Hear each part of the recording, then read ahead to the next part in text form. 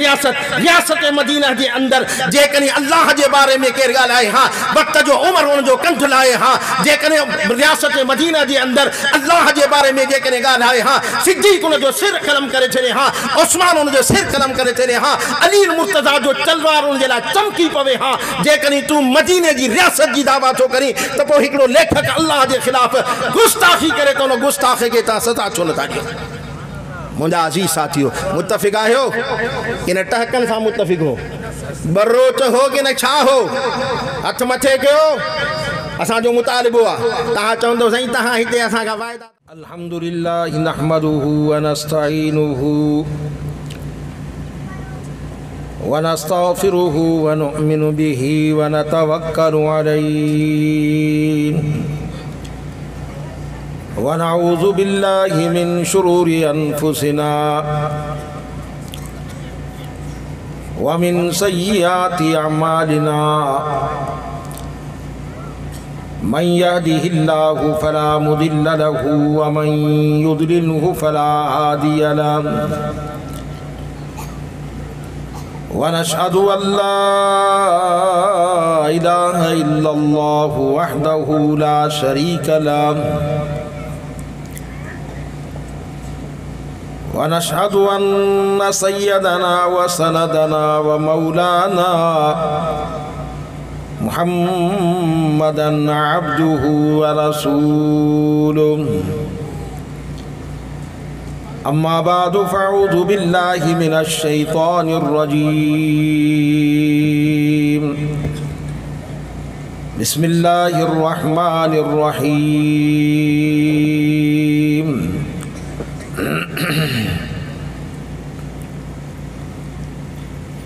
अलम तर इलल्लज़ी हज्ज इब्राहीम फ़ी रब्बिही अन आताहुल्लाहुल मुल्क इज़ क़ाल इब्राहीम रब्बियल्लज़ी युह्यी व युमीत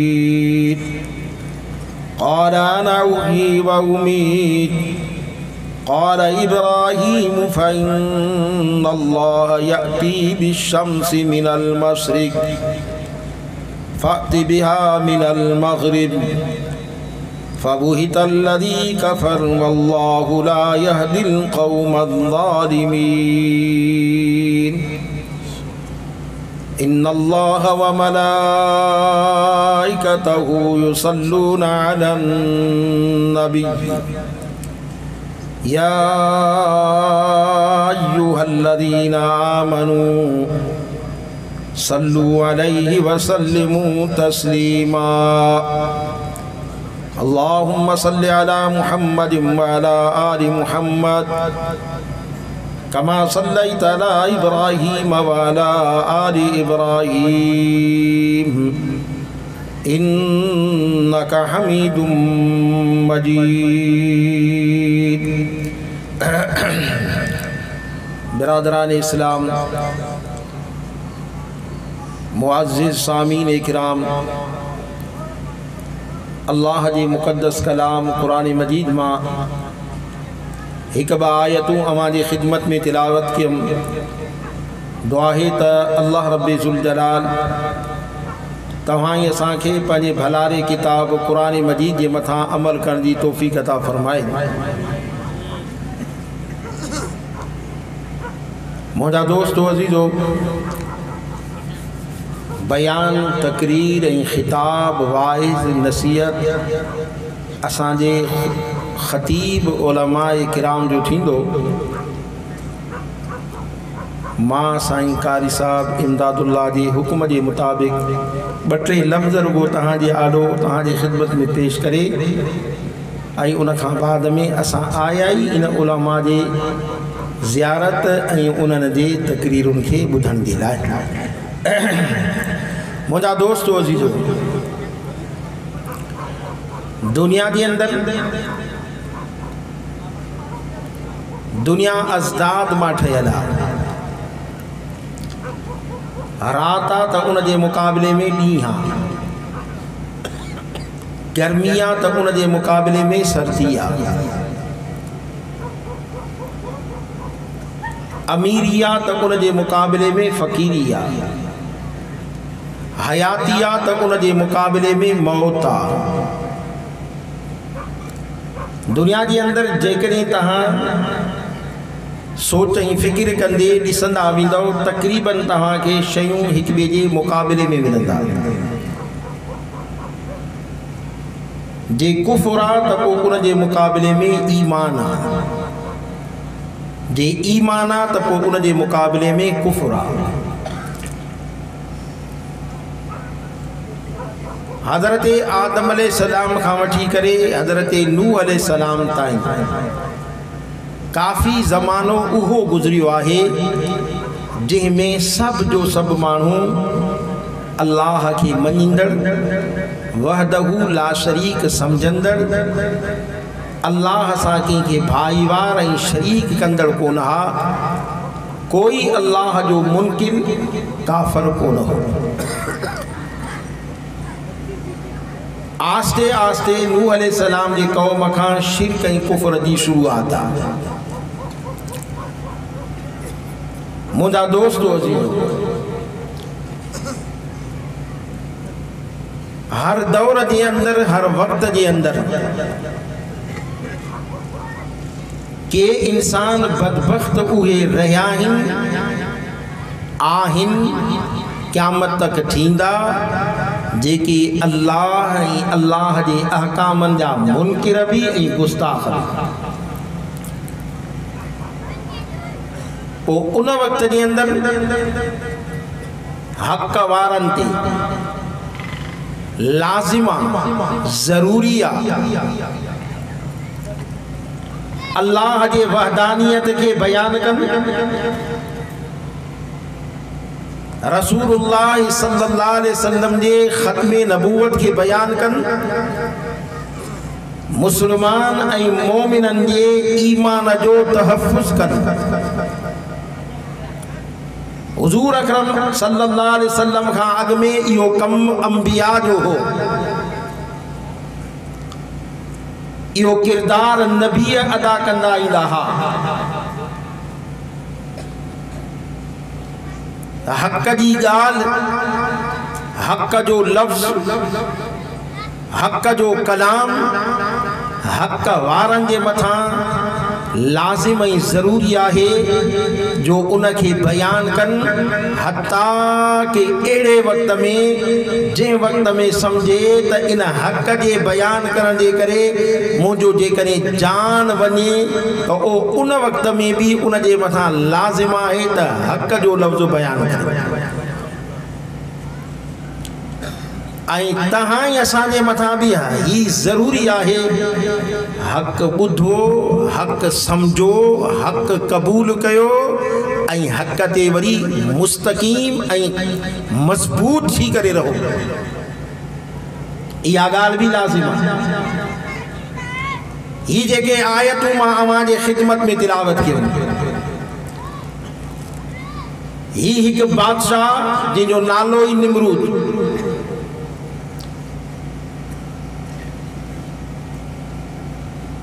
जेको मुतलकुल अनान बादशाह, जंहिंजो नज़रियो ऐं फ़िक्र छा हो, जंहिंजो नज़रियो ऐं फ़िक्र ही हो त मां खुद अल्लाह। जॾहिं इंसान पंहिंजे अकुल ते हलंदो आहे, अकुल इंसान खे अल्लाह ताईं न थो पहुचाए सघे। खालिस जेकॾहिं अकुल ते हलंदो ज़रूर इहो अकुल वञी के खॾे में उछलाए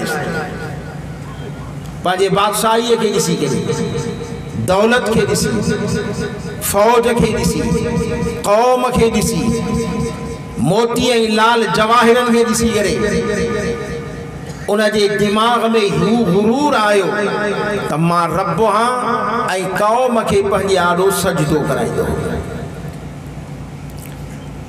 फ़क़त निमरूद जो इहो ई मसलक ऐं मज़हब हो। मुंहिंजा अज़ीज़ साथी, हाणे इन्हीअ ॻाल्हि खे तव्हां ई असां सम्झूं था त फ़िरौन रुगो एतिरो चयो अन रब्बुकुमुल आला, मां तव्हांजो वॾे में वॾो रब हां। त निमरूद भी अहिड़ी दावा कई त पोइ निमरूद जे मुक़ाबले में अल्लाह कंहिंखे मोकिलियो? हज़रत इब्राहीम खलीलुल्लाह खे। जॾहिं त इब्राहीम अलैहिस्सलाम निमरूद जे साम्हूं निमरूद सां अखियूं अखियुनि में मिलाए करे अकेलो आहे, पीउ भी काफ़िर आहे, कौम भी काफ़िर आहे, कबीलो भी काफ़िर आहे, बादशाह भी काफ़िर आहे, उनजा वज़ीर ऐं वुज़रा ऐं मुशीर सब काफ़िर आहिनि। हिकिड़ो हज़रत इब्राहीम अलैहिस्सलाम उमिरि जो भी नंढो आहे, अञा नौजवान आहे, पर मुंहिंजा अज़ीज़ साथियो हक़ वारनि जे लफ़्ज़ में अल्लाह उहा क़ुवत रखे छॾींदो आहे जेको वक़्त जे बादशाह जे न उनजे सोन में चांदीअ में हथियारनि में भी उहा ताक़त ऐं क़ुवत न आहे जेको हक़ वारनि जे उन हक़ वारे लफ़्ज़नि में अल्लाह ताला क़ुवत ऐं ताक़त रखे छॾी आहे। हज़रत इब्राहीम अलैहिस्सलाम हीअं न पियो ॾिसे त आया मूंखे जमात आहे या न आहे। हज़रत इब्राहीम अलैहिस्सलाम हीअं न पियो ॾिसे त आया मां बचंदुसि या न बचंदुमि, पर जे निमरूद जे साम्हूं आयो आहे त हक़ जो कलमो निमरूद खे साम्हूं थो ॿुधाए। पोइ मुंहिंजा अज़ीज़ साथियो त पोइ वक़्त जो निमरूद जेकॾहिं अल्लाह जी गुस्ताखी करे त उहो काफ़िर आहे ऐं उहो जहन्नमी आहे। जेकॾहिं वक़्त जो फ़िरौन जेकॾहिं अल्लाह जे मुक़ाबले में अचे उहो वक़्त जो फ़िरौन काफ़िर आहे ऐं उहो दुनिया जे अंदरि अज़ाब उन जे मथां नाज़िल थो थिए त कुफ़्र ऐं ईमान उन वक़्त खां वठी हिक ॿिए जे मुक़ाबले में हलंदा था अचनि त मोमिन हर वक़्त जे अंदरि अल्लाह जे वहदानियत, अल्लाह जे सिफ़ात, अल्लाह जे हिकिड़ाईअ जो दिफ़ा कंदो आहे। काफ़िर हमेशह अल्लाह जी गुस्ताखी कंदो आहे, काफ़िर हमेशह अल्लाह जे उलूहियत जो इनकार कंदो आहे, काफ़िर हमेशह अल्लाह जा ऐब बयान कंदो आहे। मोमिन हमेशह अल्लाह जे लाइ अक़ीदो नज़रियो रखंदो आहे त अल्लाह बेऐब आहे, अल्लाह बेमिसाल आहे, अल्लाह वहदहू ला शरीक आहे। आसमाननि जे पैदा करण में कंहिंजो मोहताज न आहे, ज़मीननि जे पैदा करण में कंहिंजो मोहताज न आहे, पूरे दुनिया खे पैदा कयो कंहिंजो मोहताज न आहे, सभु उन जा मोहताज आहिनि। ॿियनि समूरनि में ऐब आहिनि, अल्लाह बेऐब आहे। नारे तकबीर, नारे तकबीर, मुंहिंजा अज़ीज़ साथी मोहम्मद मुस्तफ़ा। मां तव्हांखे हिकिड़ो मिसाल ॾियां। छा अॼु जेकॾहिं को हिकिड़ो माण्हू अल्लाह जे बारे में गुस्ताखी करे, अॼु तव्हां ई असांजे ज़माने में, पहिरियों त तव्हां ई असां ॿुधंदा हुआसीं, पर हींअर तव्हां ई असांजे ज़माने में जेको अल्लाह लम यलिद वलम यूलद, उहो अल्लाह जंहिंखे न क़ौम जी ज़रूरत, न औलाद जी ज़रूरत, न घरवारी जी ज़रूरत, औलाद जी ज़रूरत उनखे आहे जेको पोढ़ो थिए, औलाद जी ज़रूरत उनखे जंहिंजे मथां मौत अचे, औलाद जी ज़रूरत उनखे जेको बीमार थिए, बीमारी जे वक़्त में औलाद उनजी ख़िदमत करे, पोढ़प जे वक़्त में औलाद उनजी ख़िदमत करे, मरण खां बाद में औलाद उनजो वारिस थिए। जॾहिं उहो अल्लाह जेको हई क़य्यूम आहे, समूरनि खे हयाती ऐं मौत ॾींदड़ आहे, जेको अल्लाह औलाद खां पाक, पोढ़प खां पाक, ऐब खां पाक, बड़ी बीमारीअ खां पाक, त उन औलाद खे उन अल्लाह खे न औलाद जी ज़रूरत आहे, न उन औलाद खे घरवारी जी ज़रूरत आहे। पर मुंहिंजा अज़ीज़ साथियो अॼु जेकॾहिं तव्हां ई असांजे ज़माने में, मौजूदा ज़माने में हिकिड़ो माण्हू पाण खे अक़लमंद बि सम्झे, पाण खे पढ़ियल बि सम्झे, पाण खे वॾे में वॾो लेखक बि सम्झे, पाण खे वॾे में वॾो दानाव सम्झे, मुंहिंजा अज़ीज़ साथियो त उहो जेकॾहिं अल्लाह जे बारे में ग़लति लफ़्ज़ इस्तेमाल करे असांजो अक़ीदो ऐं ईमान आहे त उहो आहे पढ़ियल पर जाहिलनि खां वधीक जाहिल आहे। असां उनखे कतन पढ़ियल न चवंदासीं, इल्म उनखे चइबो आहे। इल्म जी माना छा आहे? इल्म जी माना हीअ आहे जेको अल्लाह जी जंहिं इल्म जे ज़रिए सां तुंहिंजे क़ल्ब में नूर पैदा थी पवे, जंहिं इल्म जे ज़रिए सां तुंहिंजे दिलि में उहा रोशनाई पैदा थी पवे, उन इल्म जे ज़रिए सां तूं पंहिंजे रब खे सुञाण, उन इल्म जे ज़रिए सां तूं पंहिंजे अल्लाह खे सुञाण, उन इल्म जे ज़रिए सां तूं पंहिंजे पैगंबर खे सुञाण। इल्म इनखे चइबो आहे। इल्म लफ़्ज़ चंद अखरनि जे लिखण खे खे न चइबो आहे, चंद नावलनि खे इल्म न चइबो आहे, चंद गुफ्तगुनि खे इल्म न चइबो आहे। इल्म जी माना इहा आहे त जीअं अल्लाह चवे तीअं तूं उनखे तस्लीम कंदो वञ। हक़ीक़ी इल्म इन खे चइबो आहे जंहिंसां माण्हू अल्लाह खे सुञाणे। मुंहिंजा अज़ीज़ साथी, तहां ई असांजे घरनि में के हैवान पलजनि था,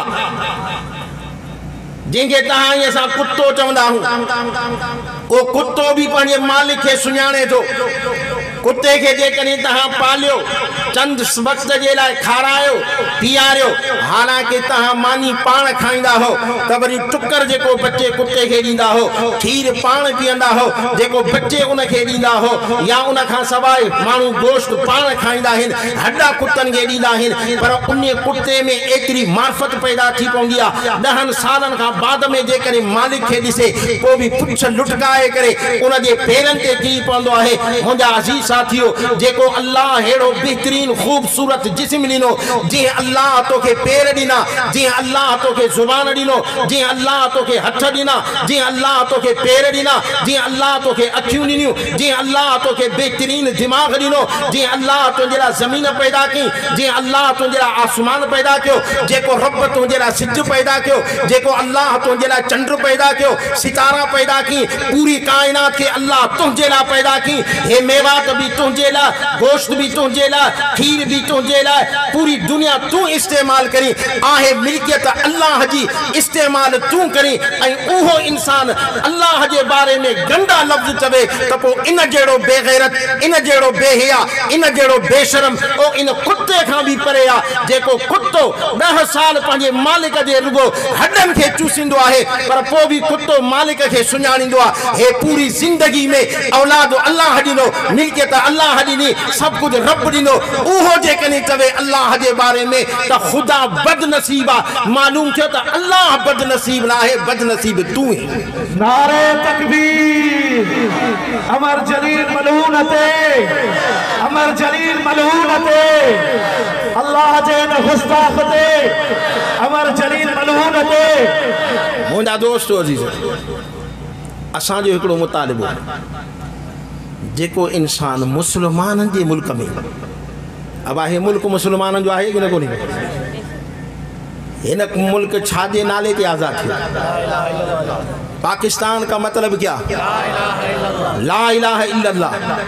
उन पाकिस्तान जे अंदर हिकिड़ो ॼट ऐं जाहिल हैवानन खां भी बदतर उहो उठी करे अल्लाह जे बारे में गंदा लफ्ज़ इस्तेमाल करे, त पोइ छा असां आलिमन खे, दीनदारन खे, मजहबी इंसानन खे ही हक़ न आहे वक़्त जे बादशाहन खां, वक़्त जे हाकिमन खां, वक़्त जे हुक्मरानन खां? असांजो मुतालिबो ही आहे जेको अल्लाह जी गुस्ताखी थो करे, जंहिं अल्लाह खे देवबंदी भी मञे, जंहिं अल्लाह खे ब्रेलवी भी मञे, जंहिं अल्लाह के अहल हदीस भी मञे, जे अल्लाह के शियो भी मञे। असांजो मुतालिबो आहे वक़्त जे हाकिमन खां, वक़्त जे इन वज़ीर आज़म ऐं सदर खां, इन गुस्ताख खुदा, गुस्ताख जेको अल्लाह जी गुस्ताखी करे, इन खे सरेआम फांसी ॾिनी वञे। असां जेसिताणी चुप न कंदासीं, जेसिताणी इन ज़ालिम खे, जेसिताणी इन बेगैरत खे सज़ा जेकॾहिं न मिलंदी। तव्हां हिन सां मुतफ़िक़ आहियो? तव्हांखे बि रुगो सुर था वणनि, तव्हां हाणे जमात असांजी सुरनि ते ऐं टहकनि ते ठही आहे। ईअं असदुल्ला खोड़ो अचे ॿ टे ईअं एंकरनि वांगुरु ईअं पंहिंजा नमूना करे तव्हां टहक ॾियो। मुस्लमानो, छा नबी अकरम सल्लल्लाहु अलैहि वसल्लम बदर जे मैदान ते टहक ॾिना? छा सहाबा टहक ॾिना? छा उहद के मैदान ते पैगंबर जा सहाबा टहक ॾिना? या सहाबा पंहिंजा नौजवान पंहिंजा शहीद कराया? मुंहिंजा अज़ीज़ साथियो, उलमाए देवबंद जा फर्जंद, उलमाए देवबंद जा जमाती, उलमाए देवबंद जा आलिम टहक न ॾींदा। उहे त पंहिंजे जान खे, पंहिंजे फिज जान खे, माल खे अल्लाह ते, अल्लाह जे रसूल जे मथां कुर्बान कंदा आहिनि। नारे तकबीर, जमीयत उलमाए। दोस्तो अजीजो, कुछ होश धारियो, कुछ होश धारियो। पाकिस्तान के अंदर तहांजा दंद खट्टा करे छॾींदासीं, तहांजे लाइ सरस ते रोक करे छॾींदासीं। ना असां इमरान खान खे सुञाणियूं, नासा मुराद अली शाह के सुञाणू असां हिन कुरान जा चौकीदार हूं असां हिन दीन जा चौकीदार हूं असां अल्लाह जा खाधो असां उन जे नाले ते खाधो असां अल्लाह जे वहदानियत ते के कुत्ते के भौंकण न ॾींदासीं। मुंहिंजा दोस्तो अजीजो जेकॾहिं उलमाए देवबंद सां वास्तो रखो था त पोइ अहद कयो जेसिताणी हिन ज़ालिम खे सज़ा न मिलंदी तेसिताणी चुप करे न वेही रहंदासीं। जे उलमा देवबंद सां वास्तो नथा रखो त निकिरी अड़िया वञो न आहे ज़रूरत असांखे उन जी न आहे ज़रूरत असांखे उन टहक ॾींदड़ जी खदड़न वांगुरु टहक ॾियो वेठा।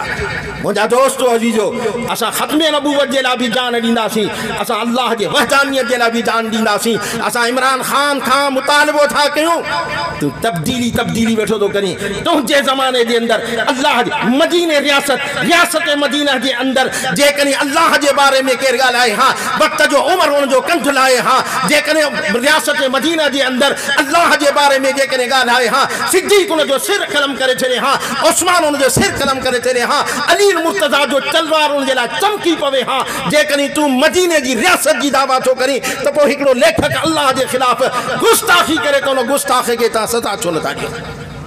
मुंहिंजा अज़ीज़ साथियो मुतफ़िक़ आहियो कि न टहकनि सां मुतफ़िक़ हो बरोच हो कि न छा हो हथ मथे कयो असांजो मुतालिबो आहे। तव्हां चवंदो साईं तव्हां हिते असां खां वाइदा था वठो तव्हांजे आसे पासे में एजेंसियुनि वारा वेठा हूंदा तव्हांजे आसे पासे में वेठा हूंदा तव्हांजी रिपोर्ट हींअर इस्लामाबाद ताईं पहुचे थी पई त वाक़ई मुस्लमान चौकीदार अञा ज़िंदा आहिनि इंशाअल्लाह क़ुरान जे लाइ अल्लाह जे लाइ सिर फिदा बि कंदासीं। आख़िर दावाना अल्हम्दुलिल्लाहि रब्बिल आलमीन।